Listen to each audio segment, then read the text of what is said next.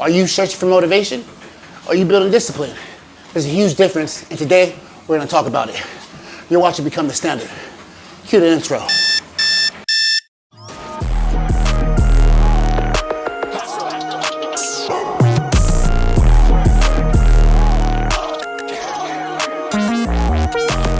I'm on 350 Cent, Get Rich or Die. 2013, Jay-Z without the suit and tie. Elevation requires separation. I remove the I, delete the M-E-N-T. No more you and I. See, a lot of people struggle with doing things they're not rewarded for. You know, you go to a job, you don't have to be motivated or have discipline to go to a job because you're rewarded every 2 weeks for the paycheck that you actually need.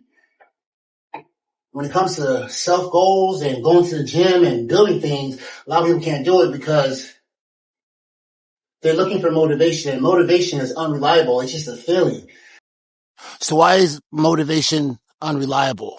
Well, first and foremost, it's emotion based. Motivation is based on how you feel, the emotions that's going on in your life. So even if you were motivated in the morning, some stress could happen at lunchtime and then you're going to lose your motivation. It's also external. So you might get highly motivated after watching a video or hearing someone talk, but as soon as you turn it off, you're back to the same routine. You're back to not doing anything. And it's inconsistent under pressure. Like the moment life gets hard, the moment a challenge occurs, motivation is the first thing to go. So the solution is designing a routine that becomes your identity. Your discipline. It's a part of your identity. You don't need motivation when it's your identity. Like if your favorite color is black, you don't need to be motivated to wear black. Or you're going to create a structured program that helps you do it. So let's talk about it. So how do you design a program and a routine that is built off the identity of who you want to be and not the emotions of who you are today?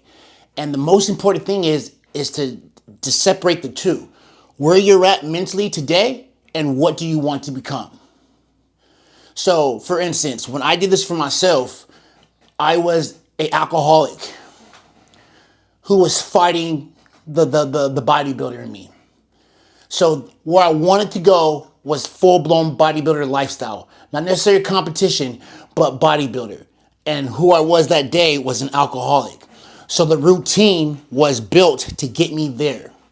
Fortunately for me, I was on house arrest. So for 6 months, it was very easy for me to live like a bodybuilder, and stay sober. And after the 6 months was over, my routine has been the same since then. I do cardio whether I feel like it or not. I go to the gym whether I feel like it or not. I follow a decent diet whether I feel like it or not. And in the beginning, if you are starting something today, you're going to have to meet yourself where you're at. You might not be able to go full-blown bodybuilder. You might say, hey, I just want to be the best version of myself and be in shape. But I'm 200 pounds overweight right now. So today, I'm going to meet me here, and I'm just going to start walking every day and not eat Skittles. And over time, you keep adding to your routine and your program. The best thing to do is to make it automatic. Like, stop negotiating with yourself. If you were going to walk every day, the decision is made the day before.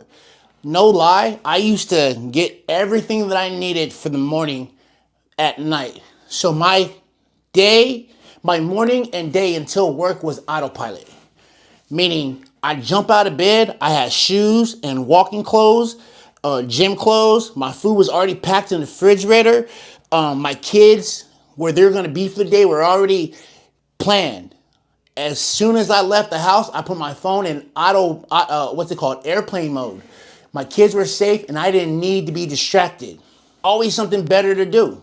So when you're just starting and you're on your routine, it needs to be automatic. Like your day needs to be set and all you got to do is show up. If you wake up, maybe I'll walk. Of course you're not going to. Maybe I'll go to the gym. Of course you're not going to. You're battling the old version of you. So you need to have your clothes ready to go. Your phone needs to be in the corner of another room. So when you hear it go off, you jump out of bed, you turn it off, and then you put your clothes on. You see your clothes, you put your clothes on. Your food's in the fridge. You grab your food out of the fridge. It's already ready. You put it in the bag, and you jump in your car, and you say goodbye. Stop negotiating with yourself. Stop negotiating with the person that you're trying to leave. You're having conversation with someone that you don't even want to be anymore. You got this new version of you waiting to jump out and be present. but you're negotiating with someone that you don't want to be no more. He ain't doing nothing beneficial for you. He just wants to get high and drink and chase stupid things. That person, you don't even like him no more. So why are you negotiating with him? Why does he have that much energy over you? And another thing for me, you might not have to do this, but I have triggers. When I come home from work, I don't do cardio in my Nikes. There's a pair of shoes that triggers cardio. Swear to God. When I sit in this chair, when it's by my desk, it triggers music. This is why I have a separate computer for other things. Triggers are everything, and triggers work in the negative way too. Like when I used to get in the car, I used to smoke a cigarette. When I went to quit, I had to carpool or walk because there was a trigger that meant smoke a cigarette in my car. There's people that would trigger drinking alcohol around. I had to cut them off. There was people that would trigger smoking weed. I had to cut them off. You cannot change if you're around triggers. If you're in a relationship that triggers you to drink, which I've been in. Fortunate for me, I'm with a woman. Even though we don't see eye to eye every day, she doesn't trigger nothing negative in me. And this is why I love her to death. Because for the first time in my life, I'm with a woman that doesn't trigger negativity. You're going to want to track it.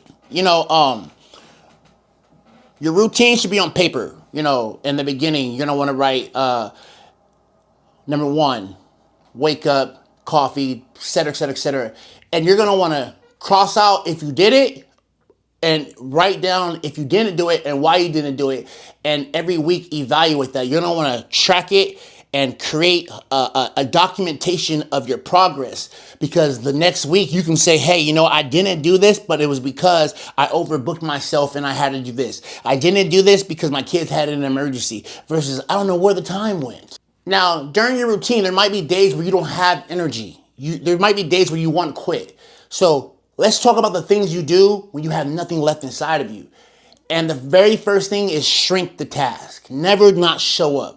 So a lot of times I do cardio twice a day, but if I'm not feeling it, I'll do 20 minutes, but I never not show. This is creating a routine sketch in your head.